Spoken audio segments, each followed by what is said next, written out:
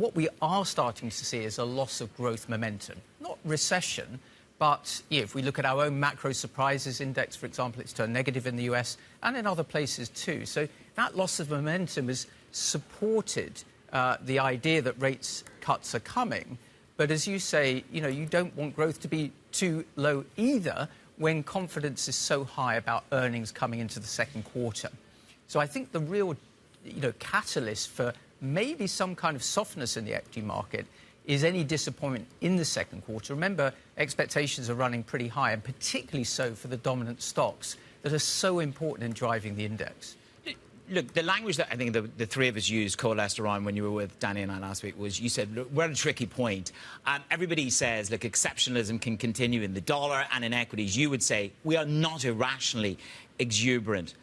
Would you welcome a 5%, 10% drawdown to sort of relock and reload? Would that be a bit of a gift if there is a genuine pause in these markets? Yeah, look, bull markets don't go in a straight line forever. We've had quite a long period without a setback of even 5%. Yeah. Now, that in itself doesn't tell you anything. If the fundamentals continue to be good, and there is a lot of money sitting in cash on the sidelines, the market can make progress. But we need to emphasise that although there's not been an irrational move in markets, the rise has reflected confidence in a soft landing, ongoing profit growth, particularly in the dominant tech stocks.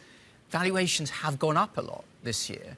In the US, the market is trading well above its 20-year previous peak, even though growth is weaker and interest rates are higher than they've been at points over that period of time. We've got a very, very concentrated market.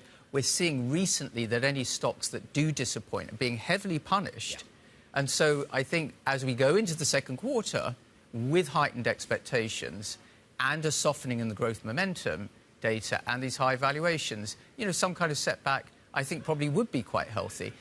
And it's important to emphasise, I think, the risk of a bear market is quite low.